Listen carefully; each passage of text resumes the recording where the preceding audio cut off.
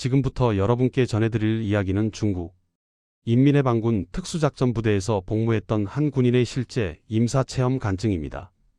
신변 보호를 위해 그의 이름은 리웨이라고만 밝히겠습니다. 그는 현재 중국 국내에 거주하고 있으며 이 간증을 공개하는 것 자체가 그에게 적지 않은 용기를 필요로 하는 일이었습니다. 리웨이는 19살에 군에 입대했습니다. 체격과 반응 속도가 뛰어났던 그는 입대 이듬해 특수작전부대 선발시험에 합격했고 이후 16년을 그 자리에서 복무했습니다. 국가가 가장 어렵고 위험한 임무를 맡길 때 투입되는 사람이었습니다. 해외 파견 작전만 5차례였습니다. 아프리카의 분쟁 지역에도 갔고 중앙아시아의 험준한 산악지대에서도 작전을 수행했습니다. 그 과정에서 함께 훈련하고 함께 밥을 먹던 동료들이 하나둘 돌아오지 못했습니다. 그때마다 자신에게 다짐했다고 합니다. 감정에 흔들리지 말자고. 살아남는 것이 최선이라고. 그가 받은 교육은 철저했습니다. 어린 시절부터 종교는 인민을 현혹하는 도구라고 배웠습니다. 신이라는 존재는 과학이 발달하지 못했던 시대에 인간이 만들어낸 허구라고 들었습니다. 리웨이는 그것을 의심할 이유가 없었습니다. 훈련과 판단과 체력이 전장에서 살아남게 해주었지 보이지 않는 존재가 그를 지켜준 적은 단 한 번도 없었기 때문입니다. 동료가 총에 맞아 쓰러지던 날 그는 끝까지 임무를 완수했습니다. 돌아와서 혼자 막사구석에 앉아 한참을 멍하니 있었던 것이 그가 허락한 애도의 전부였습니다. 하나님이라는 이름은 그의 세계에 존재하지 않았습니다. 기도라는 행위는 약한 사람들이 하는 것이라고 생각했습니다. 전장에서 수십 번 죽음의 문턱을 넘으면서도 하늘을 향해 손을 내민 적이 없었습니다. 그는 스스로를 단단한 사람이라고 생각했습니다. 그러나 사실은 그 누구보다도 깊이 다친 사람이었다고 나중에 고백했습니다.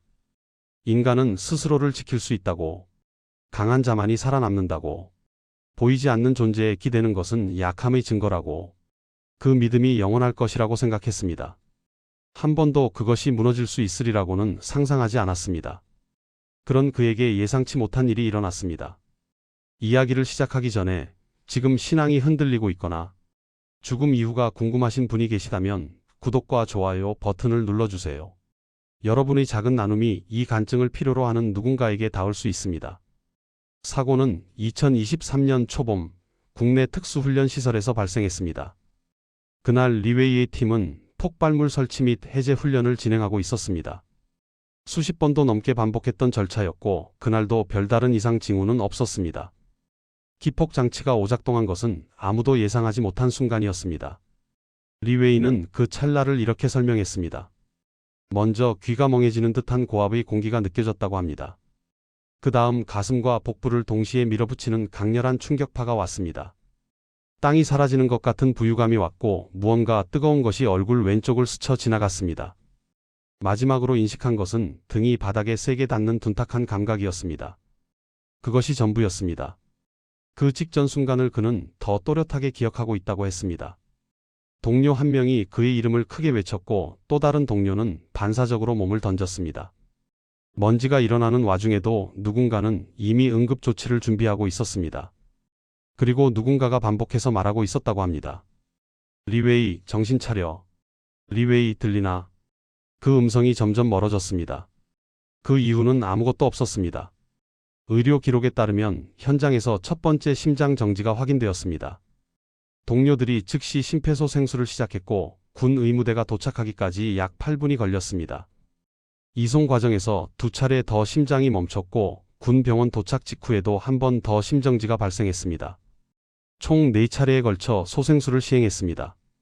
담당 의료진은 생존 가능성을 낮게 보았다고 합니다. 누군가는 전기 충격기를 준비했고 누군가는 약물을 투여했습니다. 흉부는 반복적으로 들썩였고 모니터의 파형은 불안정하게 흔들렸습니다. 그리고 한순간 모니터의 선이 일직선으로 멈췄습니다. 짧은 정적이 흘렀습니다. 그러나 곧 다시 압박이 시작되었습니다. 그런데 리웨이는 살아 돌아왔습니다. 깨어난 뒤 그가 처음으로 한 말은 상태를 묻는 말도 동료를 찾는 말도 아니었습니다. 눈을 뜨자마자 천장을 바라보며 한참을 아무 말도 하지 않았다고 합니다. 그리고 아주 조용한 목소리로 말했습니다. 내가 그분을 만났다고. 내가 그분의 목소리를 들었다고. 리웨이는 심장이 멈추는 순간을 정확히 기억하고 있었습니다.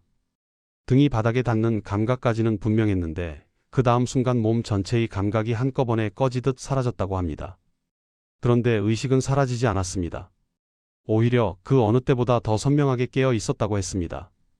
자신의 몸이 바닥에 누워있는 것을 위에서 내려다보고 있었습니다. 동료들이 달려와 가슴을 압박하는 모습이 보였고 누군가 무전기를 들고 다급하게 상황을 보고하는 소리도 들렸습니다. 헬멧이 옆으로 굴러가 있는 것도 보였고 자신의 왼손이 이상한 각도로 꺾여 있는 것도 보였습니다. 그런데 공포가 없었습니다. 수십 번의 실전에서 느꼈던 긴장감도 없었습니다. 대신 평생 경험해보지 못한 종류의 고요함 속에 잠겨 있었다고 했습니다. 깊은 물속에 가라앉는 것 같기도 하고 오랫동안 긴장했던 근육이 한꺼번에 풀리는 것 같기도 한 느낌이었다고 합니다. 그리고 다음 순간 그를 둘러싼 모든 것이 사라졌습니다. 훈련장도 동료들도 자신의 몸도 없었습니다. 위도 없고 아래도 없고 경계도 없는 순백의 공간이 펼쳐져 있었습니다. 리웨이는 그 공간을 설명할 때마다 잠시 말을 멈춘다고 합니다. 말로 표현하려 할수록 오히려 실제와 멀어지는 느낌이 든다고 했습니다. 그럼에도 반드시 전하고 싶다고 했던 것은 그것이 단순한 흰색의 공간이 아니었다는 점입니다. 빛이 있었습니다.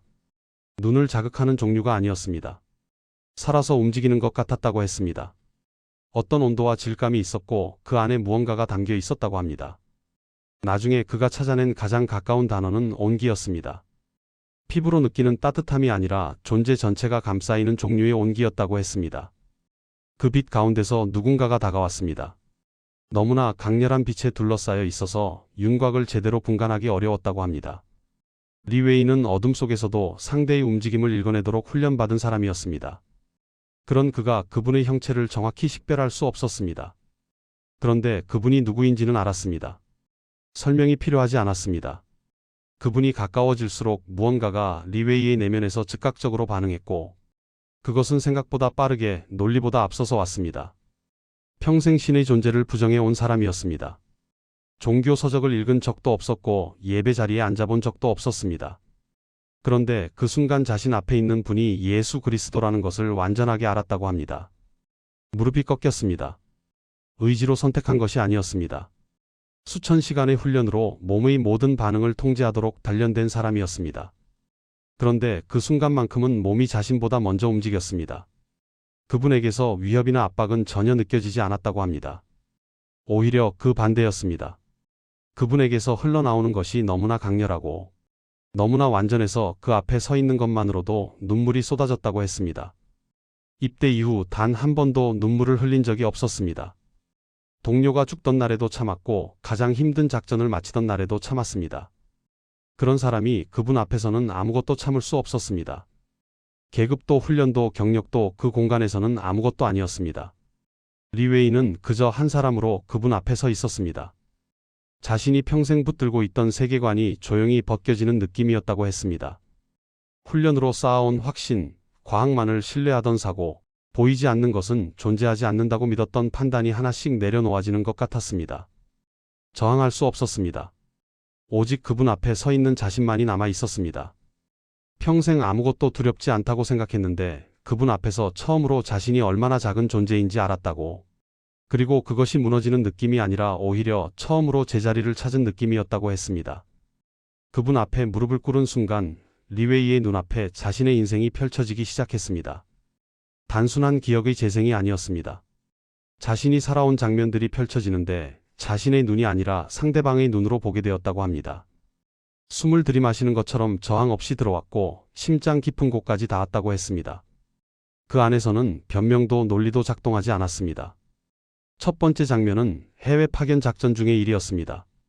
민간인 거주구역을 통과하던 중 골목에서 노인이 튀어나왔고 리웨이는 반사적으로 총구를 겨눴습니다. 그 노인을 밀쳐내고 지나갔습니다. 임무에 방해가 되는 존재였을 뿐이었습니다. 그런데 그 순간을 노인의 입장에서 다시 겪었습니다. 총구가 자신을 향하던 그 찰나의 공포, 밀쳐지던 순간의 무력감, 군인들이 사라진 뒤 골목에 홀로 남겨졌을 때의 떨림, 그분은 아무 말씀도 하지 않으셨습니다. 두 번째 장면은 부대에서의 일이었습니다. 훈련 중 실수를 반복하는 부하를 모든 동료들 앞에서 세워놓고 질책했습니다. 강해지게 하려는 의도였습니다. 그런데 그 부하의 입장에서 다시 겪었을 때 달랐습니다.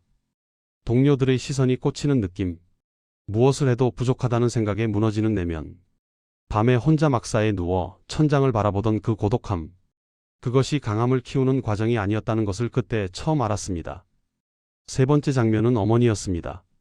오랜 해외 파견을 마치고 돌아왔던 날 어머니가 전화를 걸어왔습니다. 목소리가 떨렸습니다. 아들이 보고 싶었다고 걱정이 되었다고 했습니다.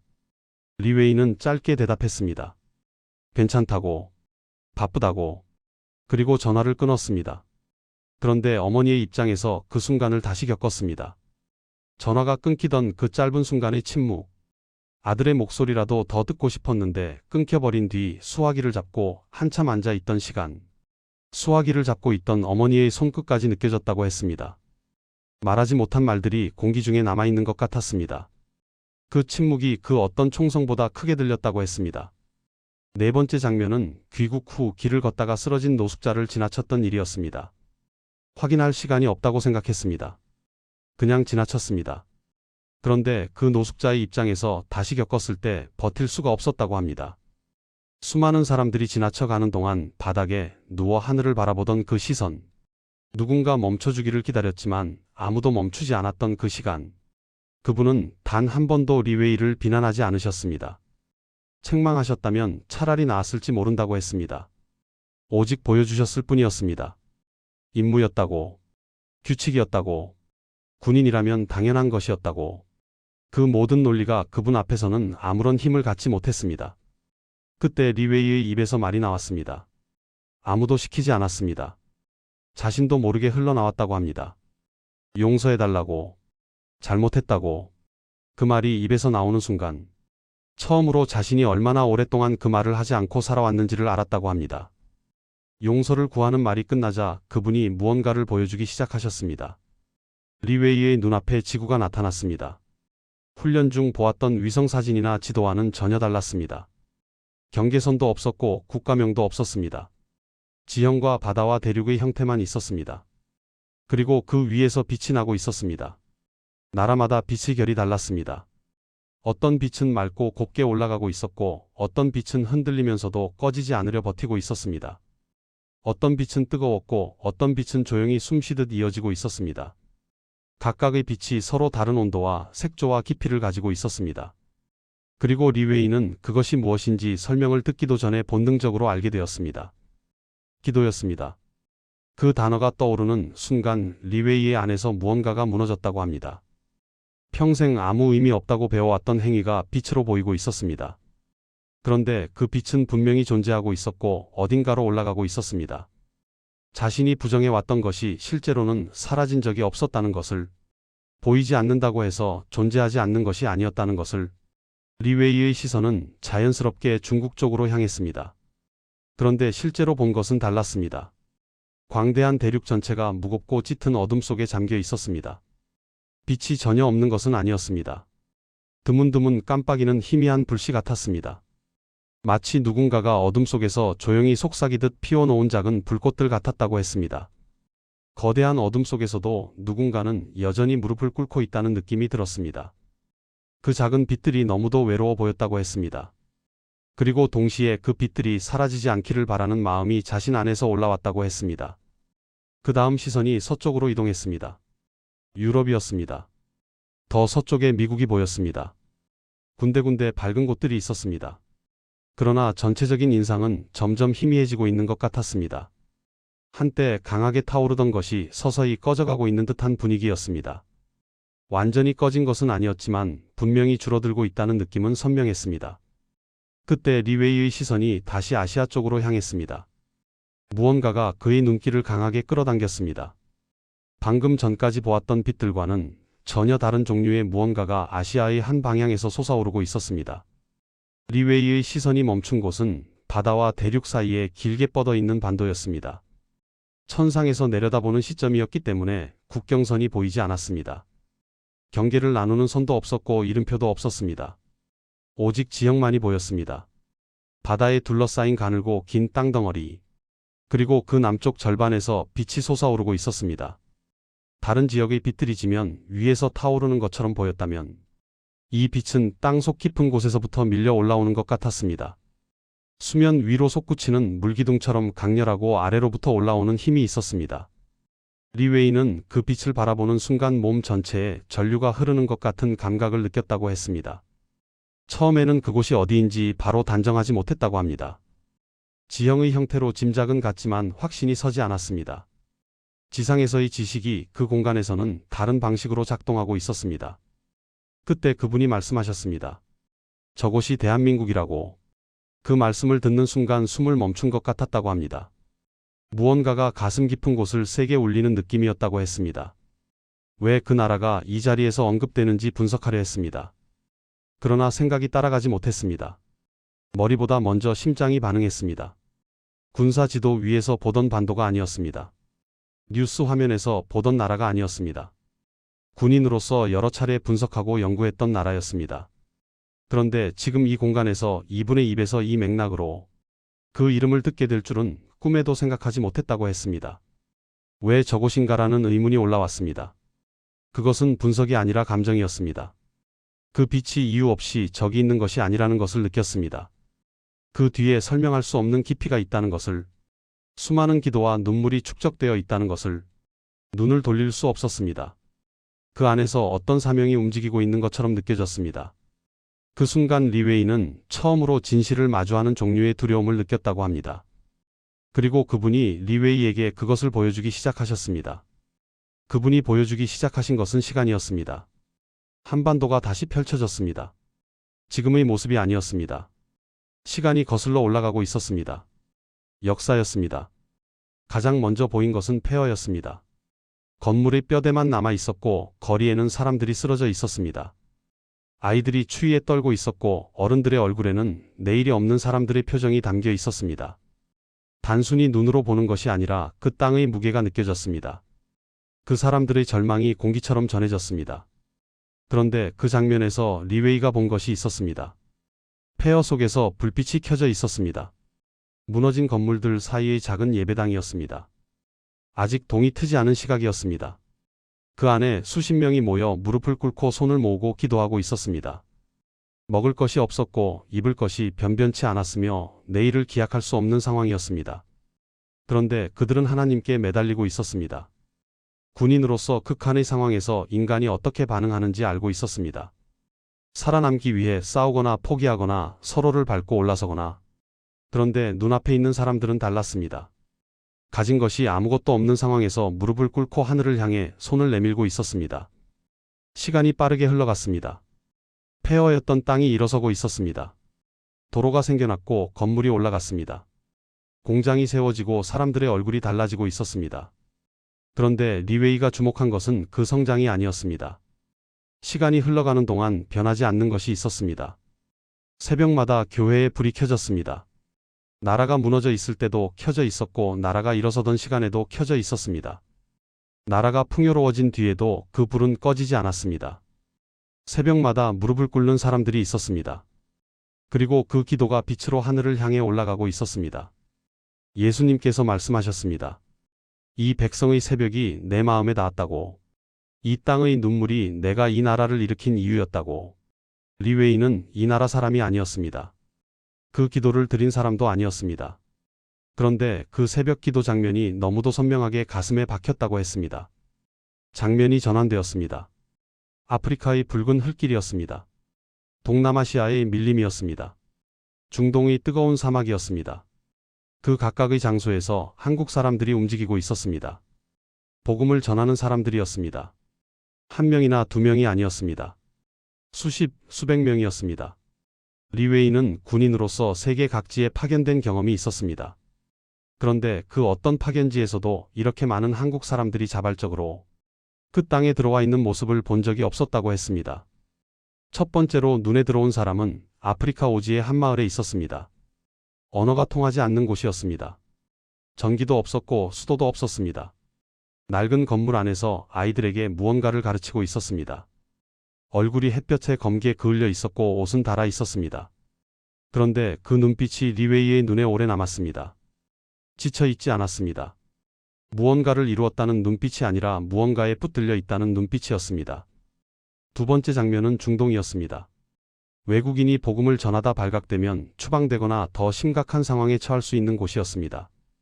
그런데 리웨이가 본 한국 선교사는 한 번 추방된 뒤 다시 그 땅으로 돌아가고 있었습니다. 명령도 아니고 강요도 아닌 이유로 그 자리로 다시 돌아가는 사람. 그 발걸음에는 두려움이 없었습니다. 오히려 당연한 곳으로 돌아가는 사람의 걸음이었습니다. 세 번째는 한 가족이었습니다. 부부와 어린 자녀들이었습니다. 문명과 멀리 떨어진 오지에서 살고 있었습니다. 아이들이 또래 친구도 없이 그 땅에서 자라고 있었습니다. 저들이 포기한 것이 무엇인지를, 편안한 집이었을 것이고 가족들 곁이었을 것이며 익숙한 언어와 음식이었을 것이라고, 그 답을 찾을 수 없다는 사실 자체가 자신이 알지 못하는 세계가 있다는 것을 처음으로 인정하게 만들었다고 했습니다. 예수님께서 다시 말씀하셨습니다. 이 나라가 보낸 사람들이 내 기쁨이 되었다고.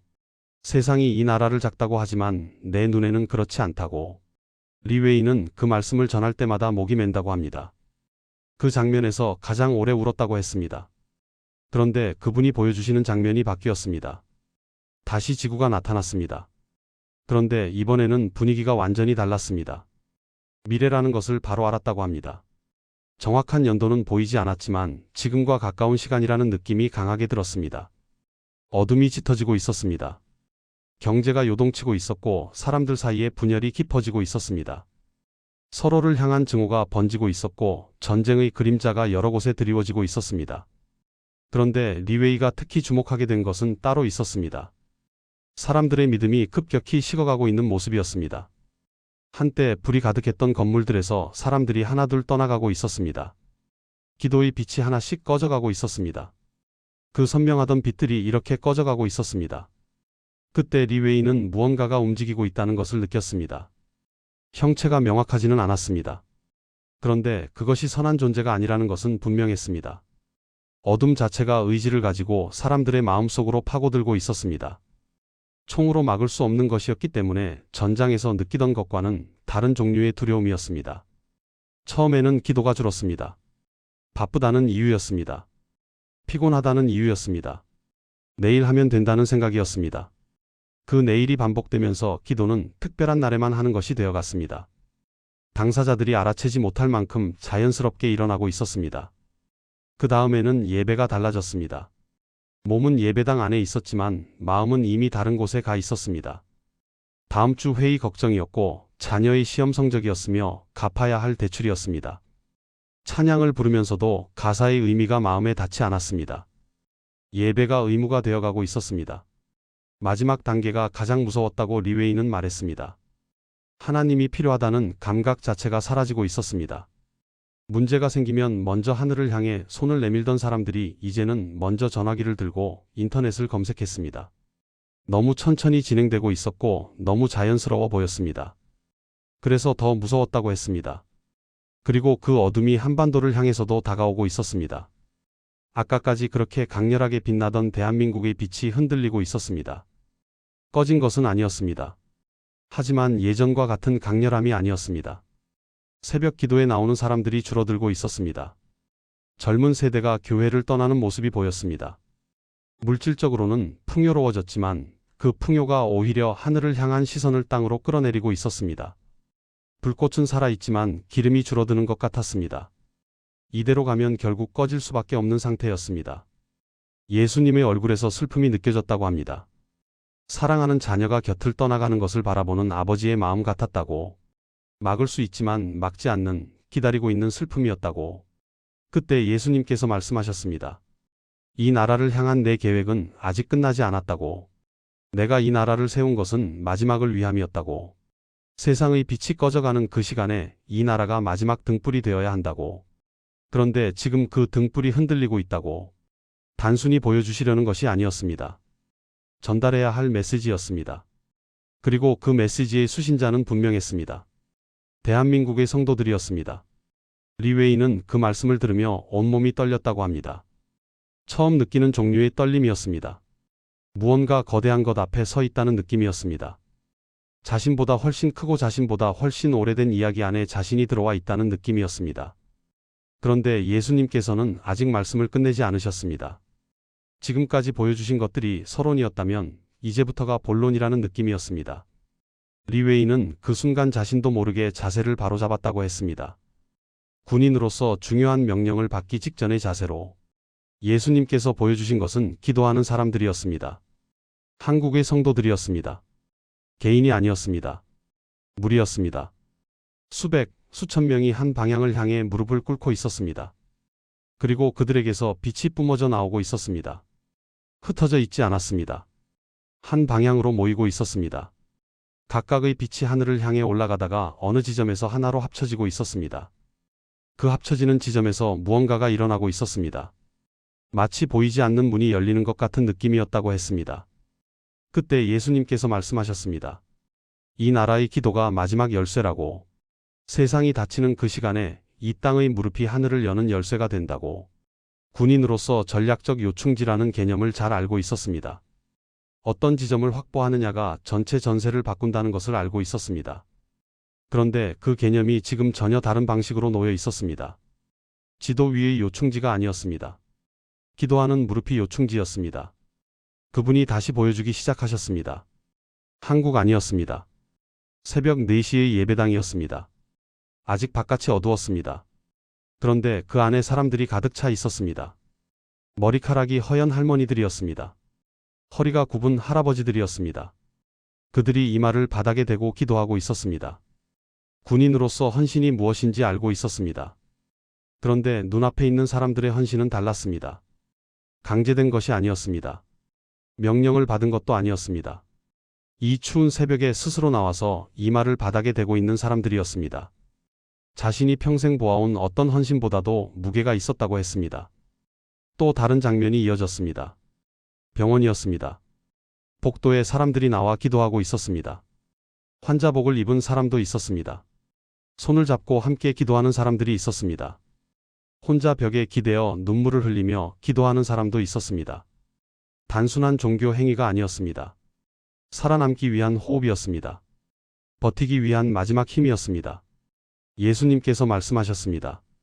이 나라의 눈물 기도가 지금도 올라오고 있다고. 내가 이 기도들을 하나도 잊지 않았다고. 그리고 이 기도들이 마지막 때에 쓰임이 있을 것이라고. 자신과 전혀 관계없는 사람들의 기도였습니다. 자신이 드린 기도가 아니었습니다. 그런데 그 기도들이 하나도 사라지지 않았다는 말씀이 왜 그렇게 가슴을 울렸는지 설명할 수 없다고 했습니다. 장면이 다시 바뀌었습니다. 젊은 사람들이 보이기 시작했습니다. 20대였습니다. 30대였습니다. 작은 방에서 성경을 읽는 사람이 있었습니다.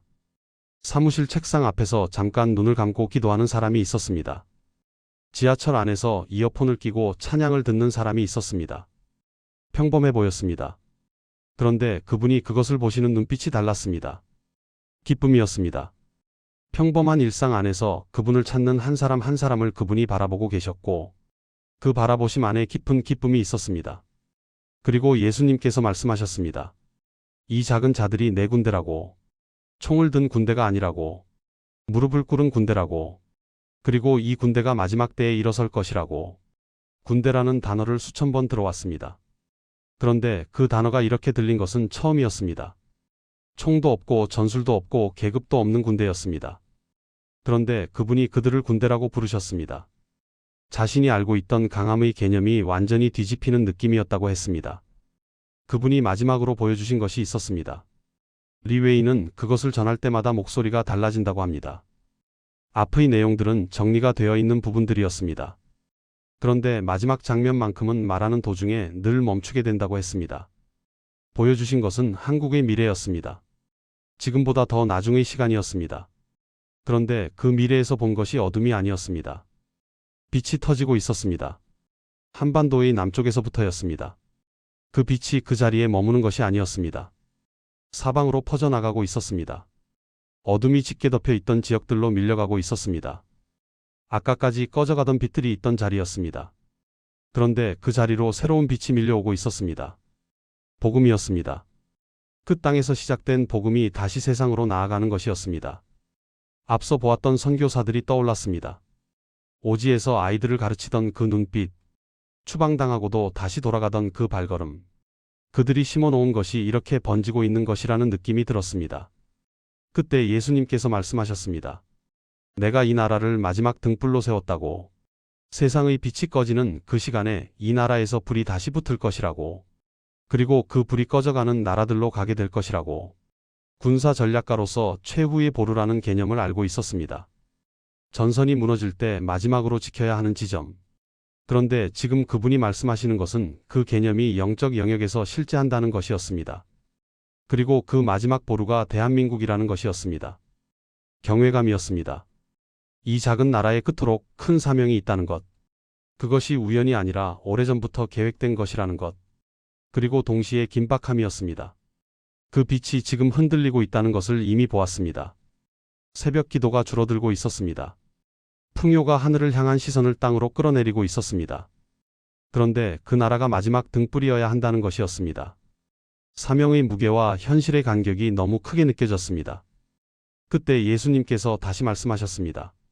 그래서 내가 너를 보내는 것이라고. 이 나라 사람이 아닌 내가 이 메시지를 전하는 것이 내 뜻이라고.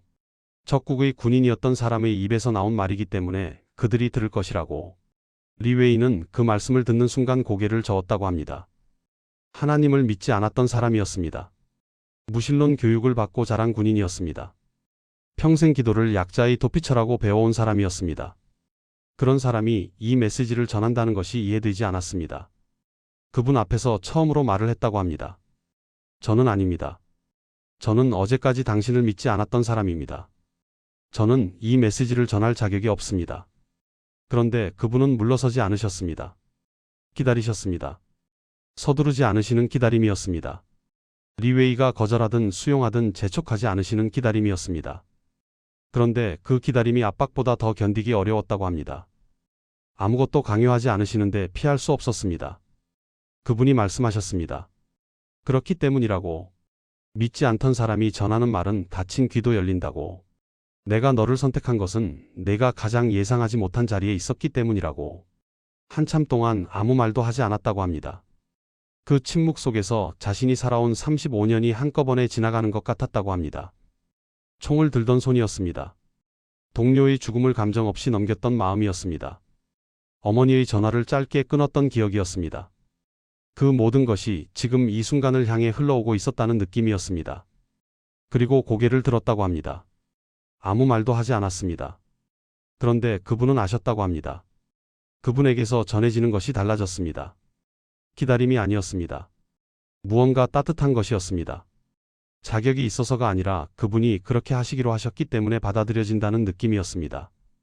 그것이 리웨이가 처음으로 은혜라는 것을 알게 된 순간이었다고 합니다. 예수님께서 마지막으로 말씀하셨습니다. 대한민국의 성도들에게 전하라고. 지금이 깨어날 때라고. 새벽을 회복하라고. 무릎을 잃으면 모든 것을 잃는 것이라고. 그러나 무릎을 지키면 내가 나머지를 지킨다고. 그분이 보여주시던 모든 장면이 끝났습니다. 빛이 서서히 옅어지는 것 같았습니다.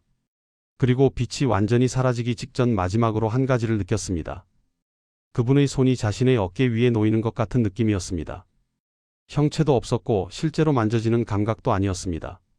그런데 분명히 있었습니다. 무게감이 있었습니다. 온기가 있었습니다. 평생 누군가의 손이 어깨에 놓였을 때 그것은 명령이거나 위로거나 둘 중 하나였습니다. 그런데 그분의 손은 달랐습니다. 명령도 아니었습니다. 위로도 아니었습니다. 함께 간다는 것이었습니다. 혼자 보내는 것이 아니라 함께 가신다는 것이었습니다. 리웨이는 그 순간 처음으로 울지 않았다고 합니다. 앞의 모든 장면에서 눈물이 흘렀습니다. 그런데 그 마지막 순간에는 눈물이 나지 않았습니다. 대신 가슴 깊은 곳에서 무언가가 단단하게 자리를 잡는 느낌이었습니다. 흔들리지 않을 것 같은 무언가가 생겨나는 느낌이었습니다. 그리고 모든 것이 사라졌습니다. 다음 순간 리웨이는 눈을 떴습니다. 하얀 천장이었습니다. 군 병원이었습니다. 몸이 있었습니다. 가슴에 무언가가 연결되어 있었고 손등에 주삿바늘이 꽂혀 있었습니다. 기계 소리가 들렸습니다. 그런데 리웨이는 그 모든 것보다 먼저 한 가지를 확인했다고 합니다. 아직 있었습니다. 그분이 말씀하신 것들이 아직 자신 안에 있었습니다. 꿈처럼 희미해지지 않았습니다. 장면들이 선명했습니다. 말씀들이 또렷했습니다. 몸이 살아 돌아온 것보다 그것이 사라지지 않았다는 사실이 먼저 안도가 되었습니다. 의료진이 들어왔습니다. 기적이라는 말을 했다고 합니다. 이 상태에서 살아 돌아온 경우가 거의 없다고 했습니다. 의사 한 명이 리웨이의 눈을 들여다보며 반응을 확인했습니다. 손가락을 따라가라고 했습니다. 리웨이는 그 손가락을 따라가면서도 자신의 내부에서 일어나고 있는 것에 더 집중하고 있었다고 합니다. 의사가 뭔가를 기록하면서 중얼거렸다고 합니다. 뇌파가 정상이라고. 이게 어떻게 된 일인지 모르겠다고. 동료들이 들어왔습니다. 가장 먼저 들어온 동료는 리웨이의 얼굴을 보자마자 눈물을 쏟았다고 합니다. 아무 말도 하지 못하고 그냥 손만 잡고 있었습니다. 또 다른 동료는 리웨이의 어깨를 두드리며 이 자식이라는 말만 반복했다고 합니다. 욕인지 안도인지 알 수 없는 목소리였다고 했습니다. 리웨이는 그 손의 온기를 느끼면서 이상한 감정이 올라왔다고 합니다. 이 사람들이 자신과 같은 세계에 있다는 것이 낯설게 느껴졌습니다. 같은 병실 안에 있었지만 자신은 이미 다른 곳을 보고 온 사람이었습니다. 리웨이는 그날 밤 혼자 있는 시간에 오래 생각했다고 합니다. 군인이었습니다. 중국 군인이었습니다. 이런 간증을 한다는 것이 무엇을 의미하는지 알고 있었습니다. 위험한 일이었습니다. 신앙을 공개적으로 드러내는 것이 어떤 결과를 가져올 수 있는지도 알고 있었습니다. 그런데 그분이 하셨던 말씀이 다시 떠올랐습니다. 이것을 전하지 않으면 자신이 살아 돌아온 이유가 없다는 것이었습니다. 군인으로서 생존 본능이 있었습니다. 위험을 피하는 훈련이 되어 있었습니다. 그런데 그 본능보다 더 강한 무언가가 자신 안에 있었습니다. 거스를 수가 없었습니다. 처음에는 가까운 사람들에게 전했습니다. 신뢰할 수 있는 동료였습니다. 가족이었습니다. 반응은 예상대로였습니다. 한 동료는 리웨이의 말을 끝까지 듣고 나서 조용히 말했다고 합니다. 뇌에 산소가 부족했던 거야. 그런 상황에서는 환각이 생긴다고. 리웨이는 그 말을 들으며 반박하지 않았다고 합니다. 자신이 예전에 누군가에게 이런 이야기를 들었다면 똑같이 말했을 것이라는 것을 알고 있었기 때문이었습니다. 또 다른 동료는 아무 말도 하지 않고 자리를 떴습니다. 그것이 더 분명한 대답이었습니다. 그런데 멈출 수 없었습니다. 그분이 보여주신 장면들이 계속 선명했습니다. 한반도에서 솟아오르던 그 빛이, 그리고 그 빛이 흔들리고 있다는 것이, 중요한 정보를 확보했을 때 보고하지 않는 것은 군인으로서 있을 수 없는 일이었습니다. 지금 자신이 가진 것도 그런 종류였습니다. 그리고 리웨이는 이 간증을 한국에 전하기로 결심했습니다. 가본 적도 없는 나라였습니다. 언어도 달랐습니다. 그런데 그분이 그 나라 성도들에게 전하라고 하셨습니다. 중간에 도움을 받았습니다. 그 과정이 쉽지 않았습니다. 그런데 그 과정에서도 자신을 도와주는 사람들이 나타났다고 했습니다. 리웨이는 그것이 우연이 아니었다고 했습니다. 리웨이는 이 간증을 전할 때마다 마지막에 반드시 하는 말이 있다고 합니다. 대한민국의 성도 여러분, 여러분이 드리는 새벽 기도가 어디까지 닿는지 알고 계십니까? 저는 보았습니다. 그 빛이 하늘까지 올라가는 것을 보았습니다. 그리고 그 빛이 지금 흔들리고 있다는 것도 보았습니다. 자신은 그 기도를 드린 사람이 아니었습니다. 그 새벽에 교회에 나간 사람이 아니었습니다. 평생 하나님을 부정하며 살았던 사람이었습니다. 그런데 그분은 그 기도들을 하나도 잊지 않고 계셨습니다. 드린 사람은 이미 잊어버렸을지도 모르는 기도들을 그분은 기억하고 계셨습니다. 리웨이는 이렇게 말합니다. 지금 새벽 기도 자리가 비어있는 분이 계십니까? 바쁘다는 이유였습니까? 피곤하다는 이유였습니까? 그 이유들이 나쁜 것이 아니라는 것을 압니다. 그런데 그분이 자신에게 보여주신 것이 있었습니다. 그 자리가 비워지는 것을 그분이 슬퍼하고 계신다는 것이었습니다. 자신이 중국 군인이라는 것을 압니다. 한국과 가까운 나라가 아닙니다. 그런데 그분이 자신에게 이 메시지를 맡기신 이유가 바로 거기 있다고 했습니다. 한국 사람이 전하면 익숙하게 들릴 수 있는 말이 자신의 입에서 나오면 다르게 들릴 수 있다고. 그 말씀이 지금도 자신을 이 자리에 세우는 이유라고 했습니다. 저는 전하러 온 것입니다. 그분이 보내셨기 때문에 왔습니다. 대한민국의 성도 여러분, 새벽을 지키십시오. 무릎을 지키십시오. 여러분이 드리는 기도가 여러분이 생각하는 것보다 훨씬 큰 곳까지 닿고 있습니다.